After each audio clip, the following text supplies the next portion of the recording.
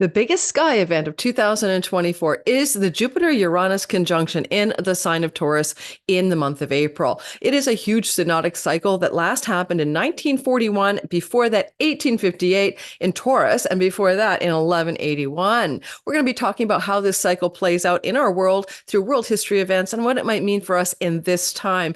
Tip, hint, UFOs, aliens, aerial phenomena, maybe even some breakthroughs in technology. Our guest today is Dan Waits of World Astrology Report, who makes it his specialty to discuss and learn about world cycles.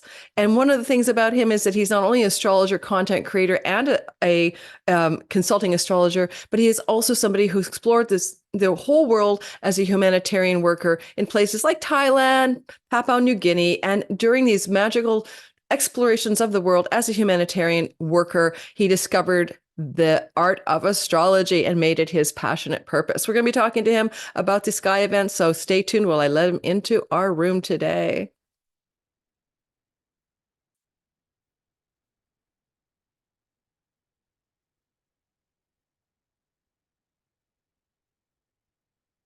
Okay, let's see what happens this time. You're connected to audio. Yes, it worked. Okay, we have to redo this. Okay, now I can't believe you came in. I forgot to pause the recording. So okay. So let's leave it like this. Let's just leave it like this. It's very ad lib. So everyone coming into the room with Dan and I today, like watching this later on, we could not get this to work. It is so mercurial and Mercury retrograde. And every time we came together, we had no visuals. So welcome, Dan, to our discussion today. Thank you so much for having me, Laurie. Okay, Glad we finally made it. Yeah, did we know what the gremlin was? Did we discover it? I think it's going to remain a mystery. I think the trickster was just having some fun. Okay, well, that's good to know. Yes, these things happen when we're doing shows like this. And so, welcome. So, I just introduced you a little bit about the fact that you were wandering the world, traveling, doing humanitarian work, and then you discovered astrology, and you're really the guy who looks at the synodic cycles and world events and history and pieces it all together. And maybe you just share a little bit about more about your beginning of becoming an astrologer. I love your channel. I've been following World Astrology Report ever since maybe a year ago and watching you grow really rapidly. And I thought finally someone's bringing a really intelligent look at world events and mundane astrology to YouTube land. So tell us a little bit more about discovering astrology while you were traveling around the world. Well, yeah, I was traveling around the world working for an international humanitarian organization. So, I lived in all sorts of different places, and a lot of what I was focused on was kind of geopolitics, world events. I worked in a lot of war zones, so I was always really interested in that kind of thing.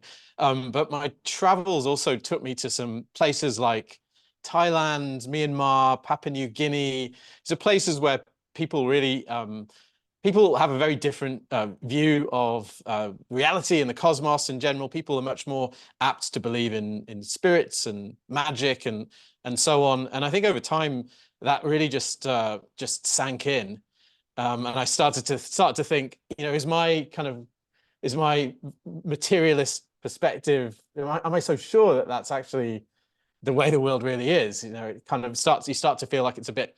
I mean, it's arrogant to kind of presume that people around you are the deluded ones and not you.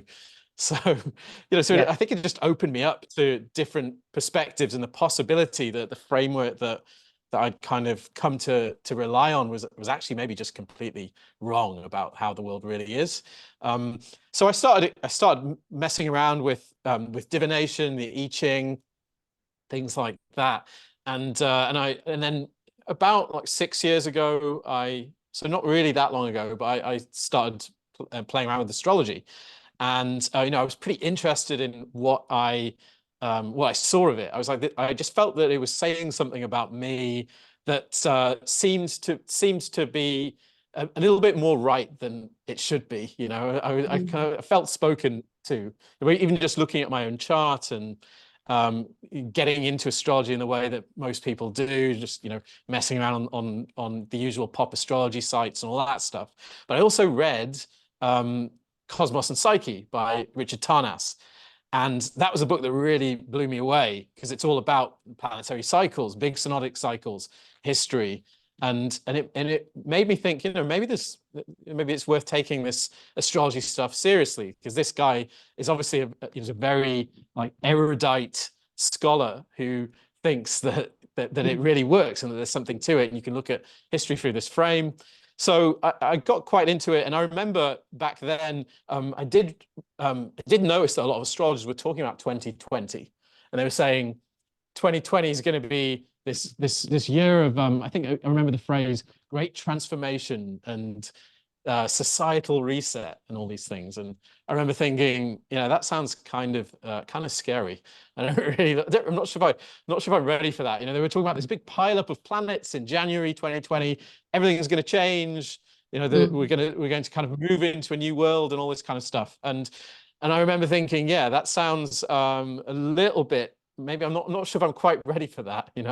And I sort of almost kind of forgot about it or pulled back from it for a while. And then 2020 rolled around, and well, we all know what happened. Good old Pluto, Saturn, good old pandemic, good old world-changing, epoch-shifting stuff. Yes. Yeah. The thing with astrology for me, I got into it when I was very young and was casting charts in the 80s by hand. I mean, crazy, but that still stayed at the pop psychology level. And it wasn't until 2018 when I studied Hellenistic astrology with Adam Ellenbust, who's changed his name back from Achuta Bava of Nightlight Astrology, that all the pieces clicked for me. Like, it was almost like, oh my God, this is so relevant to my chart. This is so relevant to my experience of reality. And then later on, I went and learned a lot about archetypal astrology as well. So it's once you see your life through the lens of astrology and the world about you through the lens of astrology, you begin to see that that alchemical refrain, as above, so it is below, and as it is below, so it is above, this kind of mirror effect, that the planetary cycles are rhythmic, repeatable, and predictable, and they're not causing our life. They are mirroring events. I don't think they're causal forces, but it does boggle the mind. And it's certainly not a rational, materialistic way of looking at the world. It brings back the mystical, the magical. It brings us back in touch with the Robert Moore quote that I really love. I'm going to mangle it, but the soul has an absolute unforgiving need for regular excursions into enchantment. It needs it like the mind needs thoughts and the body needs food, something along those lines. And I always thought that quote spoke to me about why astrology is so fascinating, because it brings us back in touch with the mystery and also the sense of inevitability, like life is happening and we don't always have agency over it. Right. Yeah, I mean, I really felt that. I think for years before I discovered astrology, I felt this sort of disillusionment with the world and with my worldview. That had that, is this really all there is kind of thought that I think a lot of people get at certain times in their lives, particularly today. And it was really, for me, it was a discovery that meaning existed beyond my own head and everybody's heads. That we have these meanings that we've attached to these heavenly bodies, and then when we see events both in our own lives and in the world synchronizing, but not only synchronizing but also reflecting the meanings that we've attached to or maybe have been passed to us for these heavenly bodies, then it shows you that actually life is fundamentally meaningful, and that's so important. I feel it's one of the things that drives me in my own astrology, because I want to sort of astro-pill other people, because it was such an important experience for me. And I know there are lots of people out there who are maybe on the fence or with this kind of thing, and really could do with that confirmation that their life, yes, is meaningful. Yeah, I love that idea of the astro red pill, the very Matrix moment with Neo. On your website, because we're going to talk today, I introduced us as talking about the Jupiter Uranus conjunction and its cyclical quality, but also we may tiptoe into Pluto Neptune stuff. But I love on your website the way you've shared what you do. Like you say, make sense of your story, uncover the hidden threads of meaning running through your life. And we're back to that key word, to find meaning in reality. And I think that's that's what most people are yearning for. They think that they don't know what they're missing. They're missing a sense of meaning. And I think that's what astrology opens us up to, is the quest for meaning. Not, you don't always just get one single answer, but you get a sense of a divine mind at play. I want to say, for me, the turning point with astrology wasn't even just Hellenistic astrology. I was at the NCGR conference in 2019, pre-pandemic, and I went into one of the rooms to listen to, oh my goodness, what's his name? Alex Astrology. Alex Asteroid Astrology is his website, I think. But the guy is like absolutely in the rabbit hole of the minor asteroids. And when I left his presentation, my whole reality changed. And for me, that even adds another weird layer to life. I have a client who, it works with Ken Wilber, and the asteroid Wilbur is on his midheaven. Another client who channels David Bowie. For one of the things she does, channels the dead David Bowie. The asteroid David Bowie is on her midheaven. I have a sommelier or two in my client base. Dionysius or Bacchus, the asteroids for wine and for fermented grape, are on their midheaven. And then you begin to ask really, really deep questions. Is like, how could this be true? How could I be born and then find that I have these incredibly specific asteroids, including people's names, aligned in my chart at critical places at intimate degrees? And it is true. It's like just true, right? Absolutely. Have I you have a gone down that similar rabbit one. hole? Have you done that yet? I have. I mean, the asteroid bearing my mother's name is less than a degree from my IC. So, You're right down at it's the root. Yeah. So you can't make this stuff but up. And yeah, one of my colleagues, Gary Caton, who I just interviewed for a Mercury overview in 2024, he was delighted to find that Stargazer is on his ascendant, the asteroid, because he started astrology by looking up the sky and hearing the planet Jupiter, I think, tell him you must do astrology or something when he was young. But then later with Demetra George, he just discovered another asteroid called Astro Wizard on his descendant. And if you ever look at Gary, he's got one of these beards that he ties in a knot and he looks like a medieval wizard. So, again, it just boggles the mind. So now that we've done the OMG, is it real or Memorex astrology red pill conversation, let's talk about Jupiter and Uranus. They're together Jupiter. they're together in April, and we last had them together. By the way, everybody, it's like April the 21st, depending on where you live, around 21 degrees of Taurus. And the last time we saw them join together in the sign of Taurus in the Western tropical zodiac was 1941. And before that, 1858. And before that, 1181. I was trying to dig around for phenomena, events, and archetypal themes for those times. You're the archetypal guy, so I'll let you lead a bit. But Uranus, rebellion, freedom, and maybe innovation, sky god,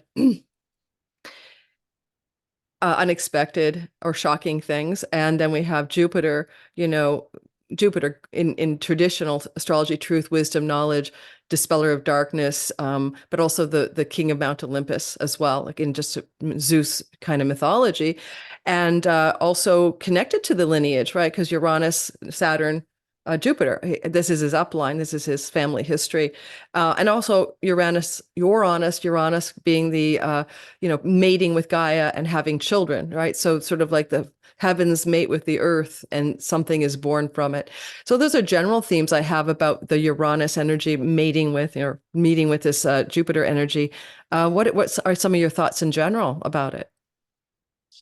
Yeah, Jupiter Uranus is it's one of those combinations where the two planets, they do have a fair bit in common. It's not like a Saturn Uranus combination, say, where you've got one of these kind of real odd couple pairings where Saturn is all about the status quo, or that which has been, or that which endures, and Uranus wants to smash everything to pieces and make it new. And then you have these very different pairings, whereas Jupiter and Uranus seem to have some things in common. And I think one of them is perhaps a concern with truth and revelation and also freedom. I think Jupiter has this expansive quality. It's associated with growth, and and you can't really grow when you're kind of held within fixed structures in a as Saturn might like to have us. So Uranus is interested, I think, in release, and that kind of pairs very well, I think, with Jupiter's concern with growth and expansion. Mm-hmm. Yeah, if you think Yeah. about their associations with with questions of truth and revelation, you really see that running through a lot of the conjunctions of the past. You have Mm-hmm. these kind of real breakthroughs, um, and moments of discovery where we realize the world isn't quite as we imagined it. So there's growth there, but it's also it's often has a sort of surprising Uranian side to it. It's not something we were expecting to learn. Yeah. Well, I think in Renn Butler's book, The Archetypal Universe, one of the things he says about pairing together Uranus and Jupiter is quantum leap. Something's going to sort of take, the electron valence thing way outside the bounds of something we expected or that we were considering. And, just looking at the cycle as a general pairing archetypally without the signage of Taurus, which happens every 14 years or so. There have been a lot of like revolutionary energies, right? Like wanting to rebel, break free, bust out of some constriction or straitjacket of a system. And, if you go back to like the American Revolution or the French Revolution or the civil rights protests of 68, 69, we're talking about 75, 76, 78, 70, 89, 80, 68, 69, those energies, or 2000, 2011, or Occupy Wall Street, right? Breaking out of like, we want to bust out of something. Like this is the status quo. Let's break free. You're just always going to see something that says like, it's like kind of like taking something to a new edge, right? An edge that's not been here before.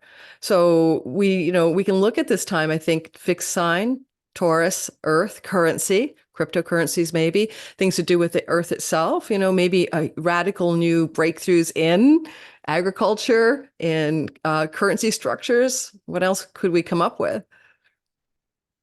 Yeah, well, I mean, if we kind of have a look back to what's happened before when we've had Jupiter Uranus conjunctions in Taurus, as you mentioned earlier, we had the last one in 1941, but if we go back to 1858, that was a very interesting moment.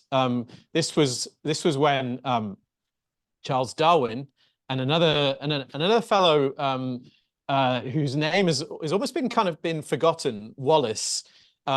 He also kind of came to similar conclusions as Charles Darwin about the idea of evolution by natural selection.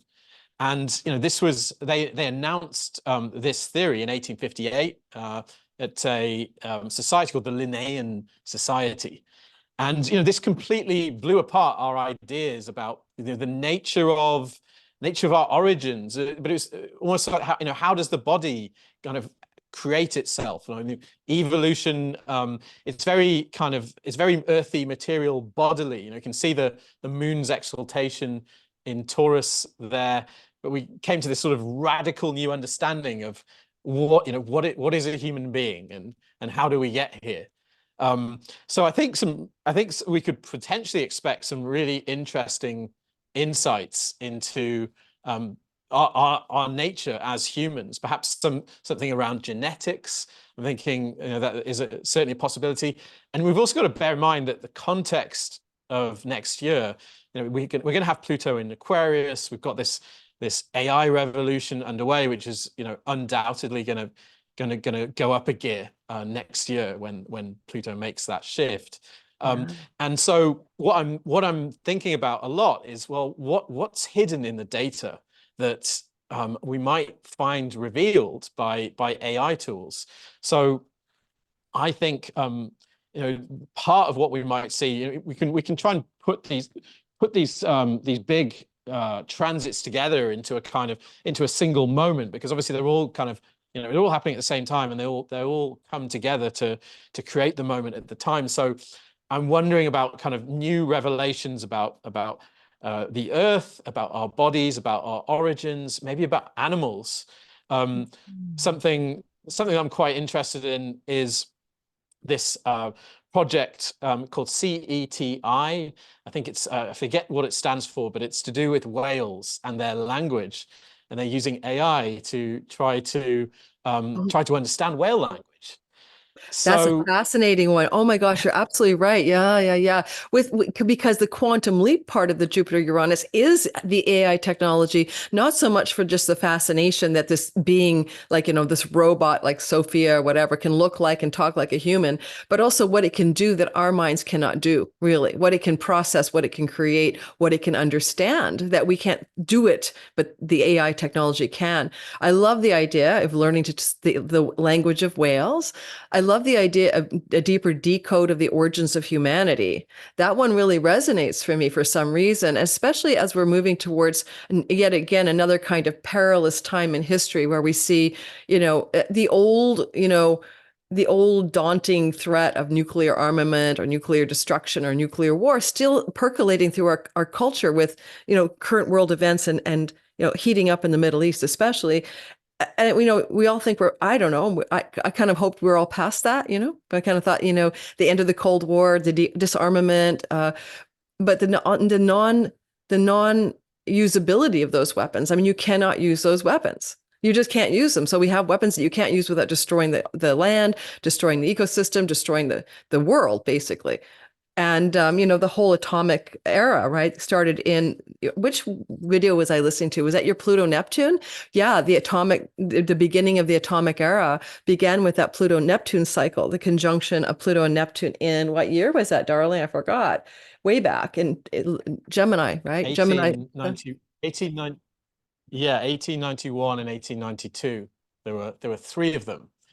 And yeah, this cycle is basically what I'm kind of obsessed with right now, because it's really the mother cycle, the Pluto Neptune cycle. I mean, at least of the cycles that we know about, it's because it's the slowest. So all the faster moving planets are kind of acting as triggers to this deep cycle, which is kind of the bass notes of history, essentially.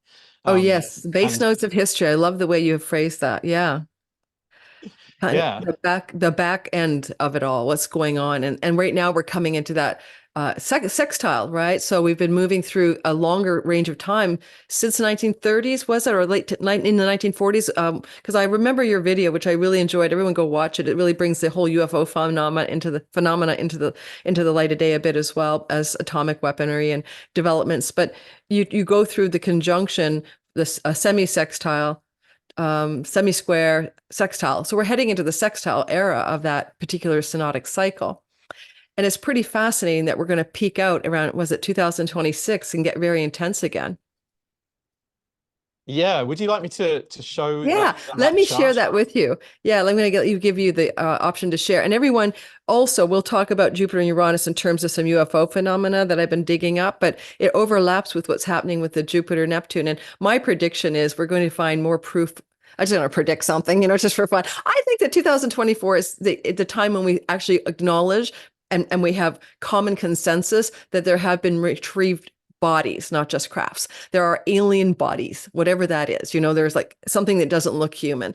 And that is because in 1941, this Cape Girardeau episode that happened when in the spring in Missouri, there was a UFO sighting by a Baptist minister, a crashed saucer type thing. He was told by the government not to ever speak about it. When he got old, he told his daughter, told his family. Now it became a book and maybe even a movie for all I know. And this incident, it wasn't just that there was a crashed object. He said there was a body of a non-human entity. And that theme of retrieval of bodies feels like it's really happening right now in our collective with the David Grush revelations and stuff.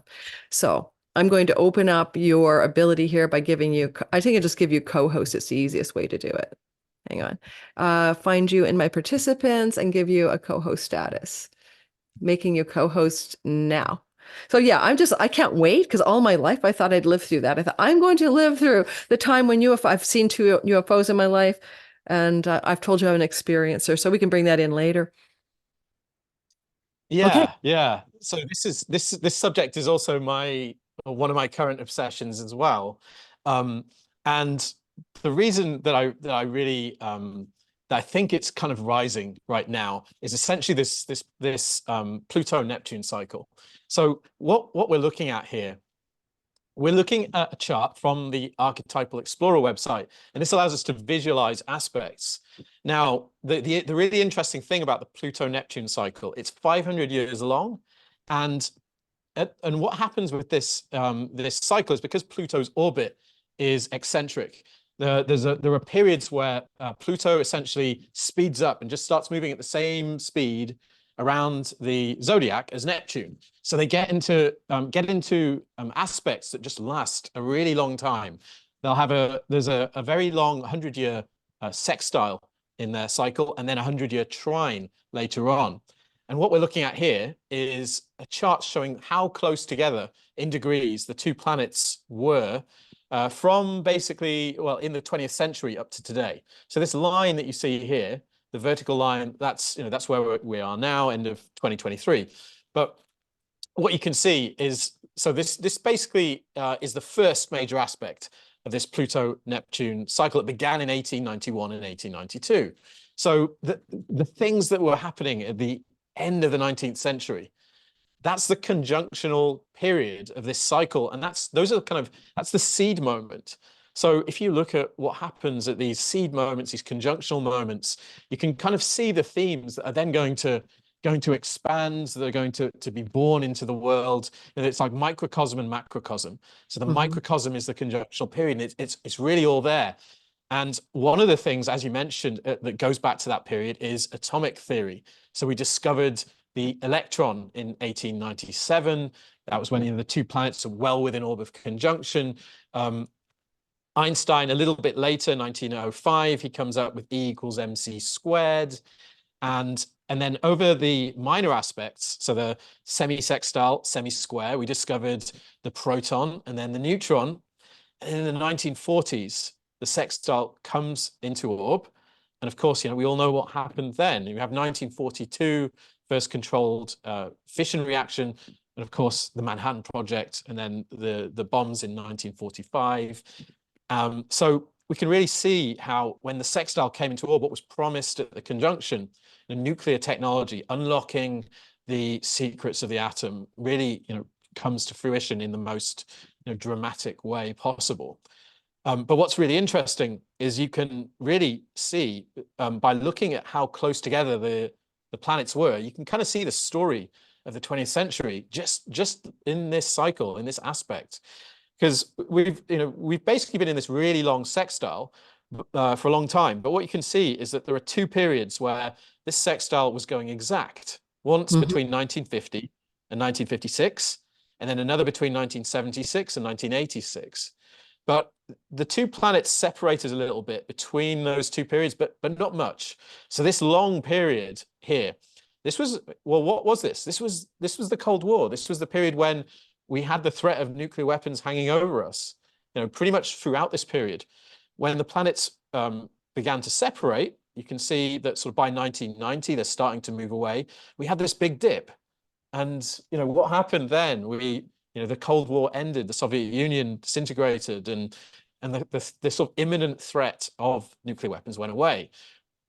Now we're getting back to this final period of exact sextiles. You can see that there's a peak again coming between 2026 and 2032. And things are heating up a little bit again. People are, there's a lot of tension in geopolitics. You're hearing talk of nuclear weapons again and threats and so on. Now, I want to be clear. I don't think this is saying we're heading towards a nuclear war. That's not what I want people to take from this. But what I would suggest is that the tension it's like a kind of I think it's like the pressure under which the new world is formed almost, because that pressure, that nuclear competition between the United States and the USSR in particularly in the 1980s, eventually that kind of broke the Soviet Union, and we kind of moved into this period here where we had a kind of unipolar world for a while, where the United States was the main superpower. We're kind of coming back to this last period of this sort of formation of the new world here, and once again there's a lot of tension. But the other thing you mentioned is UFOs. UFOs Well, people probably know, and as you mentioned, there was this incident in 1941. Wasn't actually aware of that, and the fact that that happened at a Jupiter-Uranus conjunction is incredibly interesting. As Yeah, I didn't it know was about that. exact. It was like, I think it was within the same month of it was in spring, like of 1941. It was right with that conjunction, and it was kind of one of Wow. those, a bit of a hidden thing because the guy was afraid to speak, right? Until he got elderlied out and started to tell everyone about it. But it was like a seed energy for that Jupiter Uranus. Yeah. That's really interesting because I mean, what a lot of people will be more aware of is there's the kind of flying disc craze of like 1946 and then Roswell 1947 and in this period here from the 40s, people Hmm. went UFO crazy. 1952, year of an exact sextile, there was this incident supposedly where these ships were seen around the Capitol, Washington D.C. Yeah. And this whole period really was kind of, the 60s, 70s, 80s, 90s, even early 90s with the X-Files and so on, was kind of this heyday of UFO madness. I mean, maybe I shouldn't use the word madness, but it was a period when the phenomenon was very much on our minds. And I find it interesting that that coincided with this kind of almost apocalyptic threat that existed at the same time with the nuclear bomb, because it's weird that both that threat and the UFO phenomenon kind of receded in the early Absolutely. 2000s. Yeah.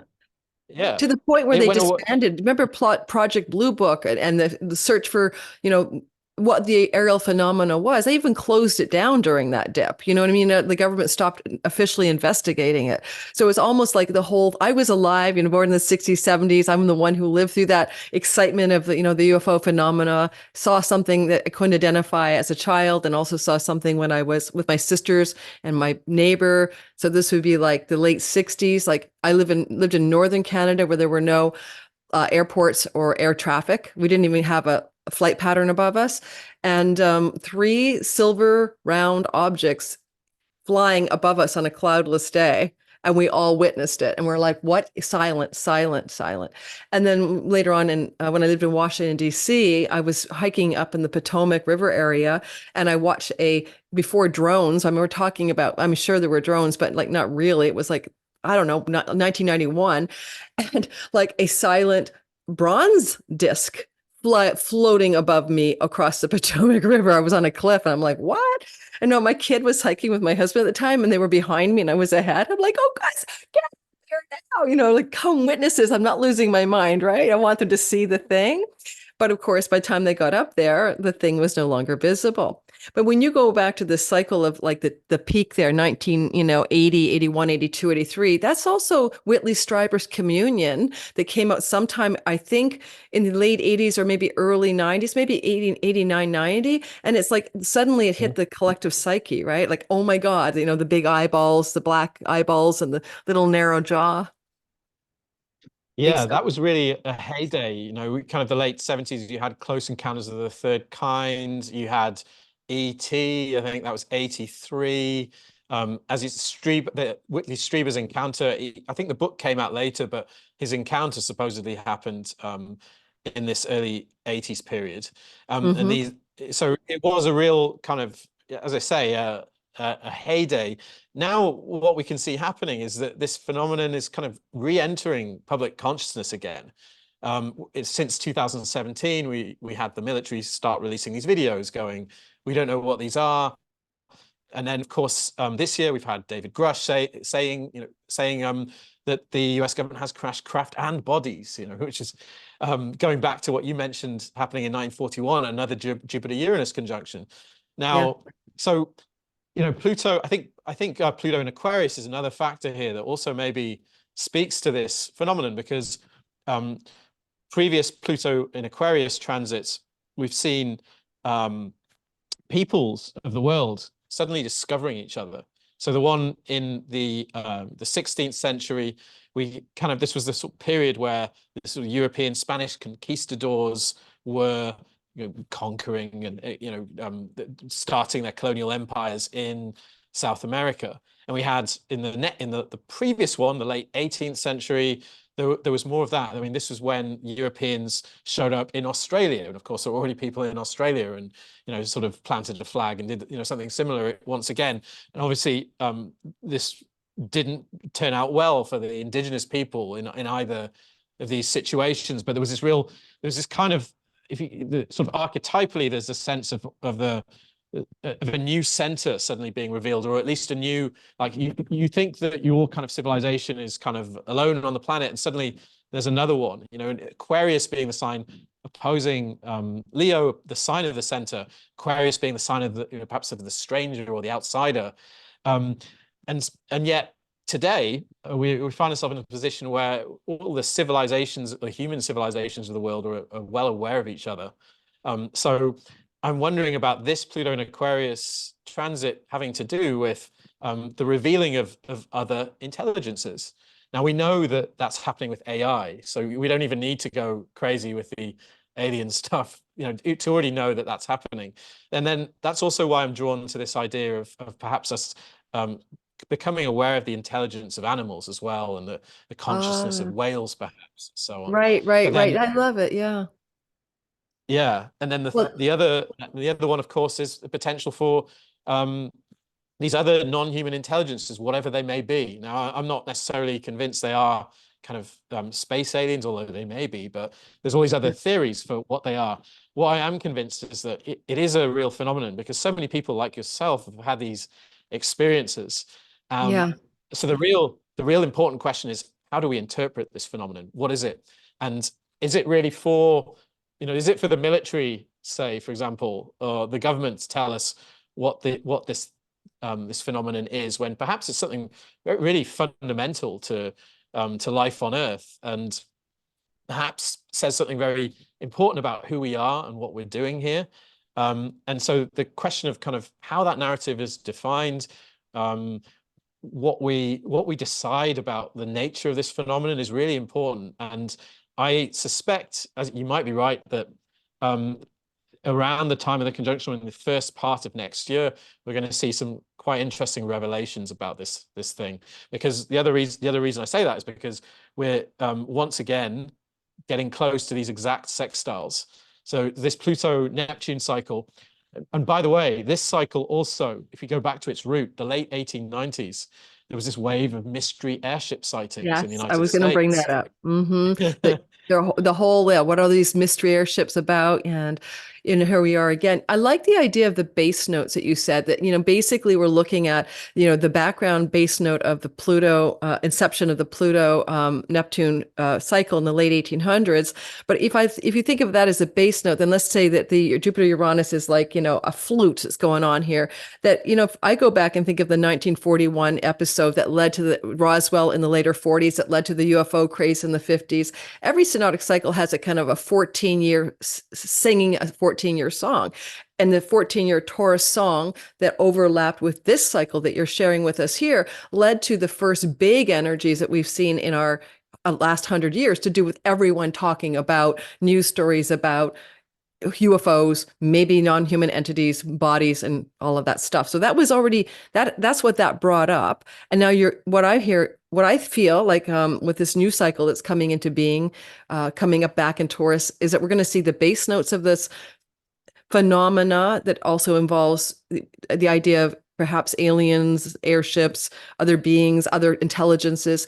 And I love the Pluto element, Pluto and Aquarius, like the other, the foreigner, the stranger, but the paradigm shift of that, like the shock of that, to be the indigenous Australian people and suddenly see these other beings coming in with, their Western Europeanness and their, the shock of the others that they didn't necessarily understand were available to them, or the culture shock, basically, and a paradigm shift with it. So I would love for this to look like a shift for the world, that old "we're not alone," or the truth is out there and we're not alone, because the way we operate right now, the collective psyche of humanity is really xenophobic and fear-based. And you're afraid of your neighbor, because they have a different skin color, or you're afraid of the people on the other side of a border. But now we're looking at, what about a border that we've never seen, like the border of another planet, or the border of another dimension, and an intelligence that interacts with us here. And that would really shift, I think, the collective psyche in a huge way and get us to like wake the F up. You I know, think I mean, so. I think so. yeah. Yeah. I mean, we're talking about kind of themes of like, if you we mentioned this thing about Charles Darwin and the theory of evolution by natural selection, also coming at one of these Jupiter Uranus in Taurus conjunctions. So we're kind of getting to this theme of kind of real fundamental questions of like who are we, um, and I think this phenomenon could have a real interesting bearing on that, and maybe in the way that you say as well, in the way that it would suddenly, I think we'd feel a lot more, perhaps, I don't know if fraternal is a gendered word, but kind of like we'd sort of neighborly, or like we'd feel what's the right word? A lot more kind of a lot more in common with our fellow man or woman when we realize that we may not be alone. That we're all the same species, but there are other species in Hmm. in active on our planet.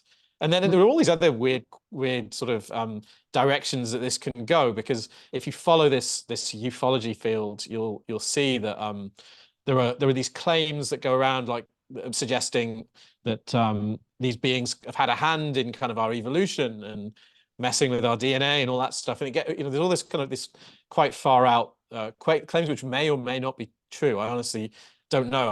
I kind of feel like anything's possible, but those are things that people are saying in some of these circles, particularly in circles that are, some of them that are connected to military and intelligence. So might we hear some strange claims like that? Because I Oh, mean, Tom DeLonge is talking about this. Tom DeLonge from Blink 182, who is a very well-known ufologist.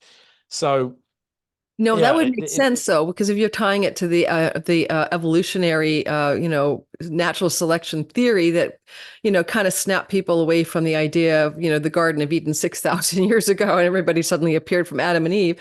But if you kind of went with it had its consequences too, right? I mean, it became like a reason to go survival of the fittest, and it became quite a mercenary philosophy to let the people who couldn't, do well, the lack of thrival, to be your problem.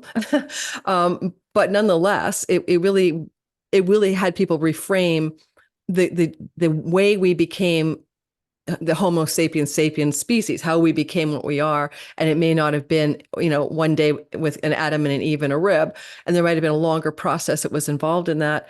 Although later on, I mean, natural selection does operate. We see it all the time. The famous example of it would be in the industrial age in Europe, the birds changed from white to darker colored. The darker birds survived. I can't remember what species it was, because it would be adapting and not being, and by coating or camouflaging with the fact that we had industrial revolution pollutants or whatever, they were less visible. And so then the species adapted and became, the blacker or darker birds survived and the whiter ones didn't. So that's an adaptive response, right?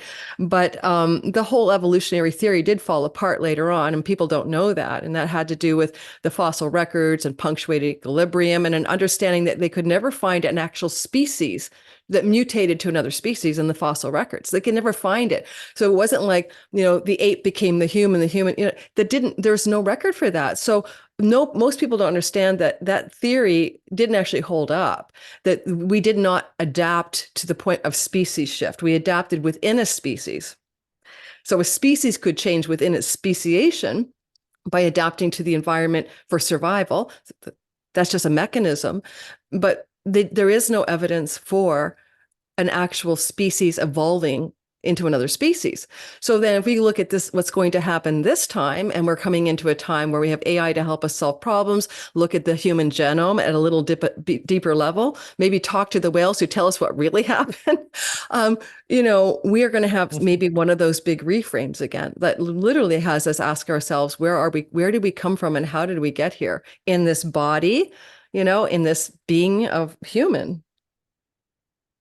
So I'm, yeah, I'm yeah. I mean, intrigued. what one way I've heard AI described is like a torch that can shine a light in places that we can't really see, because we're not able to pass this data, but AI can do that.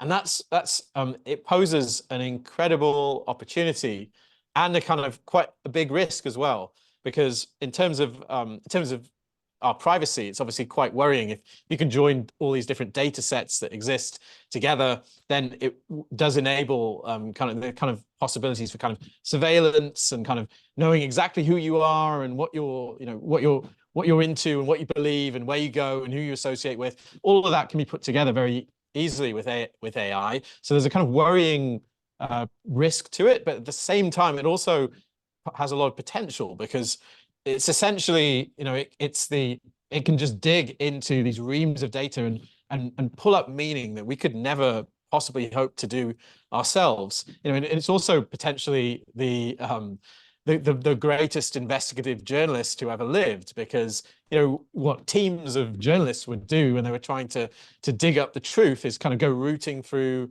data and records and so on. You know, AI can do all this stuff really easily. So it has this kind of amazing liberatory potential, and also quite the reverse. So I think it's, you know, when in my work, I always try to bring out both potentialities, in the hope that we can essentially avoid sleepwalking into the kind of the darker possibilities and choose the lighter ones.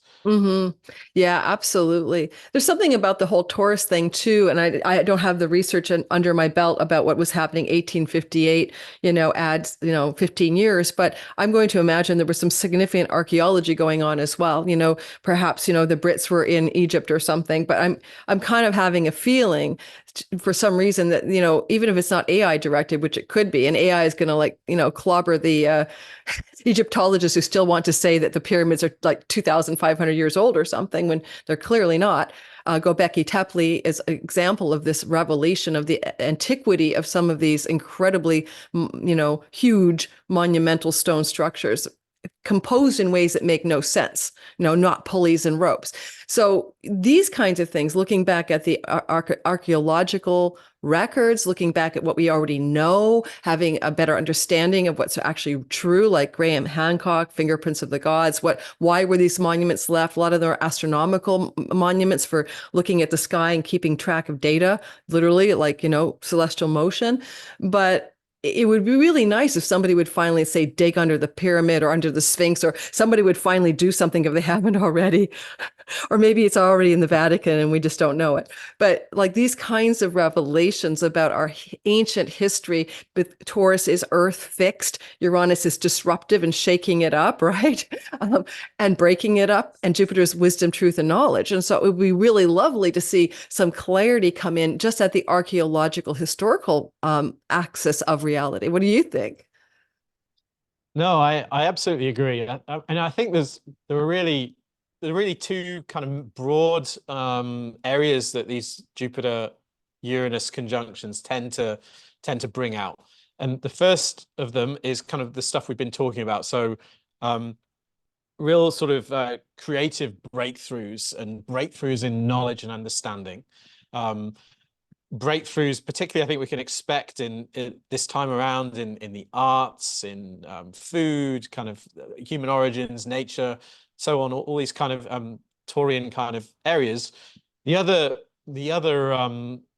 possibility, though, we also have to bear in mind with these conjunctions is they also seem to often serve as kind of sparks that light fires, and kind of we start to see this kind of explosion of kind of liberatory energy, and so in history, it's also been some of the kind of years that everybody kind of knows in history. So if you think back to 1789, we have the French Revolution. 1775, 14 years earlier, you know, we have the American Revolution breaking out. We can also look at other years like 1914. You know, the assassination of Archduke Franz Ferdinand, and the sort of sudden beginning of World War I. We've got 1941, kind of the height of the Blitz. So, I mean, even going more recently, in fact, 2010, 2011, we had Occupy. We also had the Arab Spring. Arab Um, Spring, so absolutely. Yeah. So, the other thing that that I'm a little bit nervous about with this conjunction is the possibility that it's going to lead to some kind of, outbreak of violence or some sort of insurgency or liberatory kind of movements. I mean, a lot of these things can often turn into things that, and when we look back on in the future, we say, that was a good thing. It was good that that happened. But often these aren't necessarily pleasant things to live through. And No, so, absolutely. And even just Uranus going through Taurus, that was the part of the Dust Bowl era. It was the part of the Great Depression last time. It was also, the rise of fascism and right-wing dictatorships. So, it's not always going to these themes do seem to want to repeat, and even now, I mean, I have nothing against there are right-wing people in the world. That's fine with me. I'm not judging anybody, right? But, elections in France and Hungary and movements, in the time of the 2010-11 era, even though this wasn't a conjunction in the sign of Taurus, it was still the same archetype of Jupiter Uranus. So I think one of the things I'd say is that we're definitely going to have to buckle up. Oh my God. Because it could definitely be something you should get your seatbelt on. yeah, I think so. I think so. One of the regions that I think this may point towards is the Middle East as well. I've looked at a lot of charts of countries around the Middle East, including Israel, Iran, Syria, all sorts, and a lot of them have placements which are getting stimulated by this Jupiter-Uranus conjunction at 21 degrees Taurus. Right. The son of Israel, right? The son of Israel is in late Taurus somewhere, last decan of Taurus. Yes, yes. And the Iran chart, I think Iran has Uranus at 20 Scorpio, so it's a Uranus opposition for Iran. So, Jupiter Uranus opposing Uranus, you'd think that would be significant. It's also very very big in the Syria chart and so on. And if you look at the astro map for this conjunction, so I don't know if your viewers are familiar with astro mapping, but it's a technique that allows you to kind of see where in the world This the conjunction conjunction will be on the angles. It kind of shows you where it's kind of, when it goes exact, it suggests kind of which kind of places are most likely to be affected. And the line does go quite close to Iran, Russia as well. And so, yeah, so I do have some worries, especially given what's going on in that region already, as to is this could this conjunction also be a spark that kind of ignites a bigger fire or something like that? These conjunctions can really go two ways, and that's what Andre Barbeau said as well, the famous French mundane astrologer. He said he really said that you can't really tell you can't really say in advance this is going to be a good thing or not, because they can go both ways. That's the nature of Uranus. These tense times. Yeah, and even a bad thing is a good thing sometimes. It's that old parable, with the farmer's son gets, broken leg and now he can't work the farm. And is it a good thing or a bad thing? And then there's a war, but his son can't go. So, you know what I mean? There's always even a bad thing has a good thing underneath it. And, one of the things I thought was fascinating, I listened to the young Indian, phenomena. The guy's 17 now, but he was 13 or 14 when he predicted the pandemic. And he, sidereal astrologer, Indian guy. He's obviously a prodigy. I mean, you just listen to him. He's reincarnated ancient sage astrologer, really cool kid. And he predicted the Israel 3 days before the October 7th event. He did a video predicting a breakout of a war in the Middle East. And I think he even named the countries involved. And he has said from his sidereal astrological perspective, this is not going to be over anytime soon, that it will go at least a year and a half, 18 months. It's not a month-long war or conflagration, because the seed of it cannot be resolved in a short time. So again, does this expand out to the other nations of Iran, Russia? Russia's putting troops on the Syrian border as we speak. The Golan Heights is in dispute. So all of this makes me feel, unless there's a divine intervention, which is fine with me, or the aliens come down and talk to us about it, this is looking like it's going to be a domino effect kind of event, where a local a local issue is going to explode geopolitically. And I just can't see it not doing that. But again, is it good or is it bad? Because in the long run, what is the outcome, right? So if you're Palestinian and you've been in a lockdown for 17 years and you've been, dispersed from your homeland since, the 1948-49 timeframe and the Nakba. Well, this is a good thing because even though there's such a loss of life, there's a whole world that knows what you've been going through. I mean, so even if this thing spreads beyond the nations, and I'm not taking sides, listeners, beyond the nations involved, there's an expression I like to use. Something good is always trying to happen. Something in the divine mind is trying to create something good from chaos. Yeah, I mean, absolutely. I love that parable that you mentioned, the parable of the Chinese farmer. It's one of my favorites as well, because we simply do not have the divine knowledge to understand, why these things needs to happen a lot of the time. So yes, it's kind of the truly wise, I think, sort of reserve judgment, but I think it may be a pretty rocky road the next few years.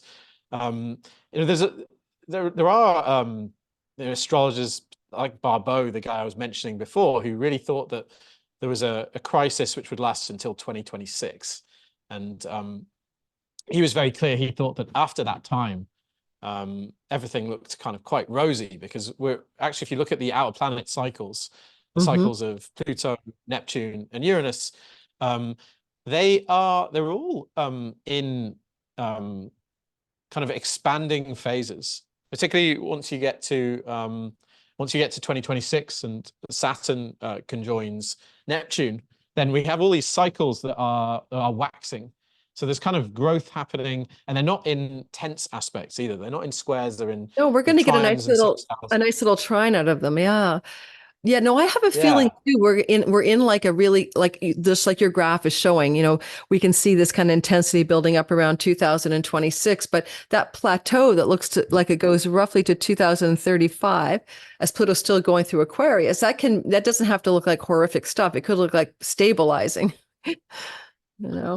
Yeah, I think so. I mean, I think maybe Barbeau's right, and maybe somehow from 2026 things start to look much better. And I wouldn't bet against Barbeau, who's a brilliant legendary astrologer. Or maybe we kind of have to go through a few sort of rocky years as some kind of new world settlement kind of comes into place. And maybe so perhaps we have to kind of get through this period here, and sort of once the sextile starts separating, the kind of period of some sort of new worlds being formed is kind of done. That work is complete, and we don't have to worry too much until till later in the century. So the next big thing, yes, I hear you. I'll have it a square. To me, there's a feeling of intensity, like intuitively, because I see the world that way as well. And then I think there is a pause in like hostilities. If I had my way, it would be some sort of consciousness that's not human, getting in touch with humanity. Either we could call them an alien because we might determine that's what they are as an extraterrestrial, or an interdimensional entity. And you and I briefly touched on in our conversation by email, the Jacques Vallée content that suggests that we've always been interacting with what we used to call fairies, and they leave fairy rings. And now we have crop circles, and they're more intricate, geometrical. Actually, they're mathematical, and there's no explaining them. They're not two guys with a board flattening the grass. Because I was friends with a researcher into the crop circle stuff. He had a scanning electron microscope. He's passed away now. And I mean, it's the way there's a bending of the stalk that has nothing to do with mechanical force. It's to do with heat and a changing of the structure of the actual grass or grain or crop. And then the structures that we're seeing in the crop circles are like literally math. It's literally like, like Stonehenge is really an observatory, and the actual math is encoded in this, like an intelligence that's not human is leaving us intelligent data in the grass. But back in like the fairy lore days, it was just fairies leaving fairy rings. on the ground, right? Disturbed crop in the shape of a ring. We've always had this interacting intelligence that morphs, as technology goes through its own iterations. Before they were lights, and then they were, fairy beings, and then they were balloons in the sky. There was a huge 1858, then go 1960 to 65, a bunch of balloons. They kept having these sightings of balloons because they could conceive of balloons. They couldn't conceive of flying saucers or, a technological thing in the sky. So I think we keep interpreting some kind of interface between this world and another, or this intelligence of humanity and another consciousness, as we have an ability to process it. And you brought that up with the Fatima, the Virgin Mary thing. Can you mention that again in 1917? Yeah. I mean, so one of the things that I was looking at when I was tracing this cycle was, I mentioned the minor aspects. So around the time of the First World War, Pluto and Neptune reached a semi-sextile. So that's a 30-degree aspect. And, it really the time they were in orb of that really spans the First World War. It was obviously a very difficult time, but in 1917, at the kind of the height of the war, this was also the year of a Saturn Neptune conjunction, which is kind of interesting because another one of those is coming in 2026. There was the whole story of the miracle of Fatima, where this, this Mary apparition appeared to 3 shepherd children repeatedly over many months, and then made some predictions and told them that she would perform a miracle on a certain date. And thousands of people gathered at this place in Fatima in Portugal, and they witnessed this amazing sight where this kind of bright disk, which seemed to be the sun, started kind of dancing in the sky and doing all this miraculous, strange stuff, which kind of sounds to a lot of UFO researchers, people like Jacques Vallée, like a flying saucer or some kind of experience with a UFO. And that came in 1917, and again at one of these important aspects of this cycle. So there's a few things that are pointing to 2026 being interesting, because we have another Saturn Neptune conjunction, and Saturn Neptune is, what is that? I mentioned Saturn Neptune earlier, in that Neptune signifies kind of the numinous and the world beyond, the world of the imagination and of faith and of spirits, and Saturn, of course, is the concrete, the manifest. And so when these two planets meet, you have these interesting moments of manifestations or attempts to structure the ineffable. And so this is another reason why there are strange things pointing to 2026, 2027, and particularly as regards this phenomenon. And I think what just to allude to, or something you alluded to just now as well, some people kind of are quite skeptical about the reality of this phenomenon, and especially skeptical of it being alien. And I do think it's quite interesting that in times past we believed in these kind of beings of folklore, like you mentioned, the fairies and the jinn and all these kind of different beings that people believed in across the world.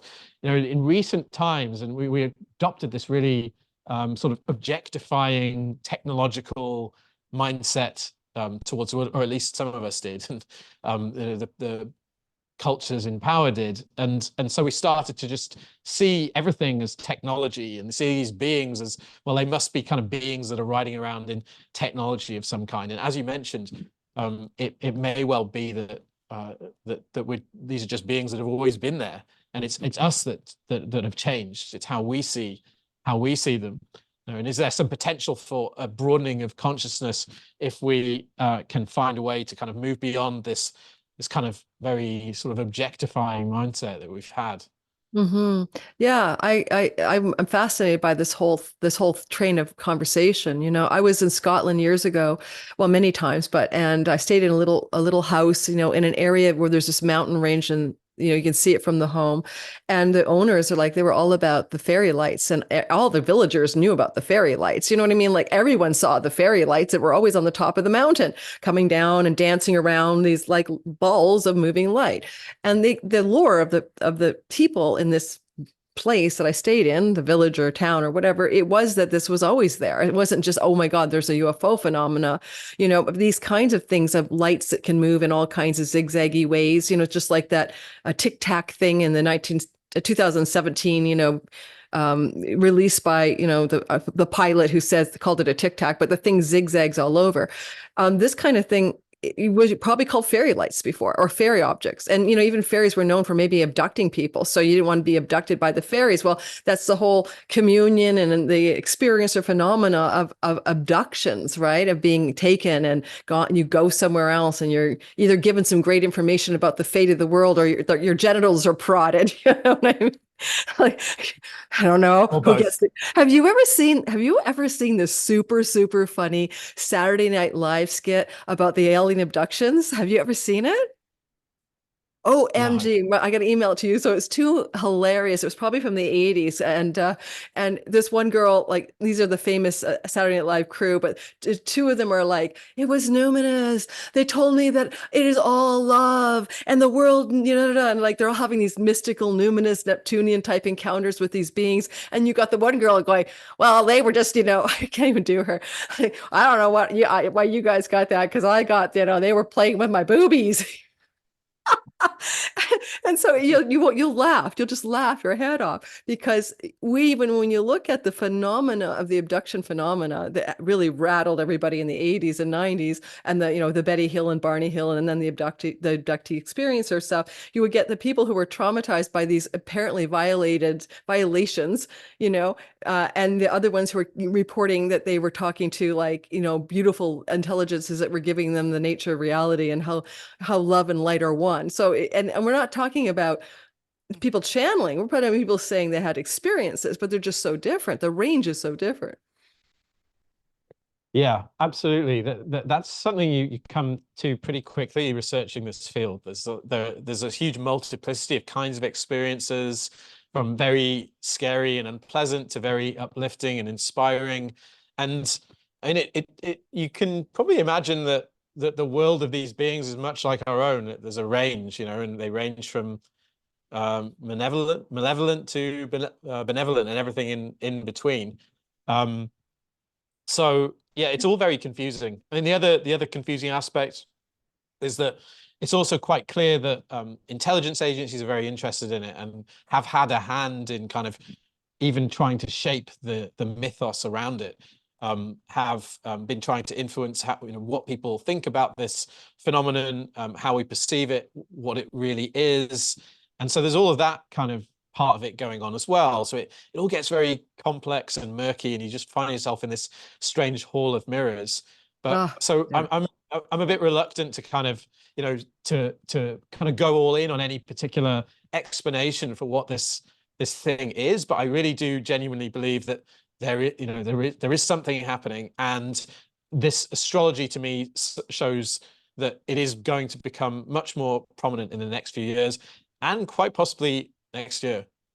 Yeah, I got the same feeling, especially next year when we actually have the conjunction itself, and there's sort of an acute element of what it's going to show us, like a seed event, and the things that follow just before and after that in the year even after can be very much like, almost like the kind of the baked in energetic of what this cycle's for. Like, what are we going to see it look like in the 14 years that follow, until, the Cancer conjunction in 2037. So I think, to me, it's going to be an exciting time to be alive. I've always wanted to be alive when maybe somebody says there is really such a thing as an alien or a UFO or a non-terrestrial or extra dimensional consciousness.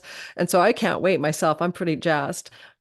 But I know that the whole, last to finish our call today, maybe, is the whole intensity that's very revolutionary just with the archetype of Jupiter Uranus, independent of, right? Like, the sign in which it's happening has been seen throughout history. And so we're definitely looking at a time in which anything that needs to be, rebelled against or revolutionized is going to show up for us. I'm sure of it. Yeah. Yeah, for sure. So I do you mean, have any? the other Okay. Go ahead.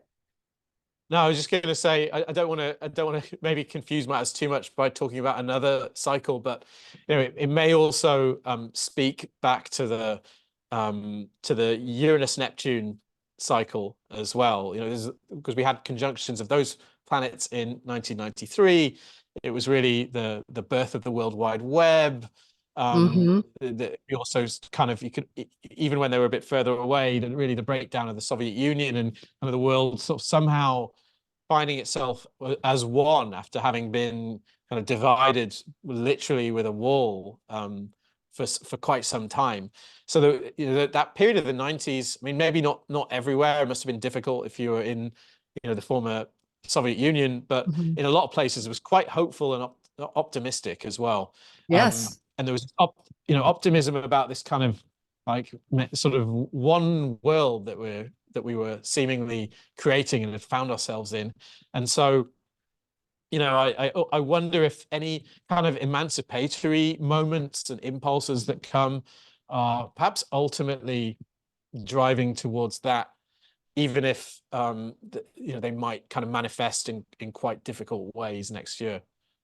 Yeah, that's a really good point. That cycle is to be looked at. Even I was doing some research for next year's video on the Jupiter Uranus, sorry, the Mars Jupiter conjunction cycle in Taurus, and to see what had happened in the four previous times of 1870, 1906, 1942, 1989. Anyway, they always turn out to be a massive technological cycle, right? And I still have to figure out why, but also there's a lot of things that go on when we're talking about, well, Jupiter. I mean, sometimes it gets so simple to me. I mean, this is the ultimate knowledge and truth and wisdom archetype if you want to take it to the highest level. And was it your channel that talks about the protective nature of Jupiter? Did you do a video about how Jupiter keeps the asteroids belt from falling into us? Was that your video? I I love made a that. little short about that. I love that. I found that. That's how I found you. I think it's the first time I think I found you. And I'm like, wow, that is so cool because it is the greater benefic. And so there's something good that's trying to happen. So I'm always hopeful when Jupiter's involved in anything, no matter how disruptive, disabling, kinetic intensity can happen, that Jupiter keeps showing up as a good guy. So 1906, it was the first wireless radio broadcast to the public. I mean, so I'm just watching this, cycle of these conjunctions of Jupiter. Oh, Jupiter, yeah, Jupiter. And this is my notes for something I haven't put together yet. Yeah, so Jupiter will join on what date? What date? What date is that happening next year? Jupiter and Mars conjoining. Do you remember? Jupiter and Mars? Yeah. No, I Yeah, yeah, don't yeah, yeah, yeah, yeah, know. yeah. Because I can't remember. And these are like really like scrawled notes on magic marker on a piece of paper. But anyway, so Jupiter brings good things. That's the whole point. And so even though we are in a time of incredible intensity, and there's multiple base note cycles like the beautiful sextile base note of Pluto Neptune that we're now experiencing in its peak here, we also have this goodness in Jupiter with Uranus disruption. So I'm hopeful. I'm always the eternal optimist. Well, that's a good way to be, I think. And there's some really nice astrology coming in May as well. When Venus joins the Taurus party as well. Oh yeah. So that looks like a very nice time with Jupiter, Uranus, Venus, the Mhm. Sun, Mercury, all kind of having a good yet kind of unusual, surprising time in Yeah, Taurus. yeah, it's like a council of planets are gathering together. It's going to be very interesting for sure. Well, thank you, Dan, for coming today. And do you want to share anything for our audience about what you're up to, where they should find you, a little bit about your readings, perhaps? And I know you do consultations and letting people know more about that right now so they can go find you after this. I know I introduced World Astrology Report, and all the links to your stuff will be in the description box. Yeah, so I'm mainly working on my YouTube channel, as you say, World Astrology Report. You can find it on YouTube very easily. And yeah, I do readings, danwaitesastrology.com. You can book there. What I really like to do is help people find purpose and calling in their lives. If people who are looking for those kind of things or reach that kind of time in life, which we often all reached where we're kind of thinking, I don't know what the hell to do with myself now, and I really love to help people in that position, and I have a few techniques that I like to use for that, and also just helping people to see that their lives are meaningful, that there are threads of meaning, as I say on my site, that we can kind of uncover and see how cycles and particular moments of import are kind of pointing to that meaning. Yeah. Yeah. I love the way you describe it in your website. It sounds very, very intriguing. So I encourage people to give, Dan a try. I am so booked up now that I have nothing available till August, but I have to open my calendar up and I'm not doing that. I don't, I'm moving in a stage of my practice where I think I'm moving away from one-on-one consults and just maybe doing videos and classes. But I'm really, really liking how you describe what you're trying to help a client with on your website. So I really encourage people to give Dan a try. I bet you it's going to be an amazing experience. And when you said you have some tools and techniques you like, I know you're Hellenistic as well, or you've done a lot of more traditional astrology. What is your favorite tool you use these days when you're seeing a client and helping discover, the deeper meaning of their story? My favorite tool, probably, I like to look at their lot of spirit. I like to look at the decans that some of their major placements fall into, the 36 decans of the zodiac, and then I combine that with zodiacal releasing, which is a Time Lord technique, which divides your life into a sequence of chapters. You can kind of see which chapters will have been particularly meaningful, and all these techniques work quite well together in terms of figuring out what we're here to do, and Oh, that's great. when the truly important moments have happened and will happen again. That's wonderful. Yeah, I use a bit of that tool as well. It's I'm lazy on it, but when I do use it, I usually have clients gasp, oh my God, especially when it's loosing of the bonds period and they're looking historically at what happened and, reframing their lives. So that's an incredibly powerful tool to use for people. Yeah, very cool that you use it. So, yeah, wonderful. I'm really delighted that you had the time today to come all the way from, I think you're in Singapore right now. I can never remember. You're far I'm away. in Phuket, Thailand. Oh, yeah, where we had that tsunami. Yeah, yeah. My son was on the beach literally just before, like he got home, and then I had a friend in Vancouver who had been in the actual tsunami herself, but she went to hike in the high hills that morning or that day, but people she knew that she was staying with in the hotel didn't. And it was really devastating. She was not the same woman when she came back from that. I'm not want to get into dark stories, but we do have Saturn traveling with the asteroid Gong Gong right now through Pisces and Neptune there. And I always think it's just hardship with water. But you had Gong Gong, the sea serpent, the asteroid, the Chinese sea serpent that destroyed the world, big catastrophes. And I think that's an ancient memory of the comet that may have hit the Earth that created the reglaciation during the Younger Dryas period. But I don't like Gong Gong hanging onto Saturn right now, and it's where we always saw a lot of hardship with water, but I think the word water and hardship is going to be so predominant over the next 2 years as well. Yeah. Thank you. I really appreciate the time you took, and this recording is going out in the first week of January, and we're recording on December 18th for my Patreon community, and I'm going to stop the recording. Can I do that with your screen on? Yeah, I'm going to stop and say goodbye to Dan. Thank you guys for listening. Don't forget to check his channel out. Don't forget to like and subscribe to this video and do all the things that you should do. Thanks, everyone.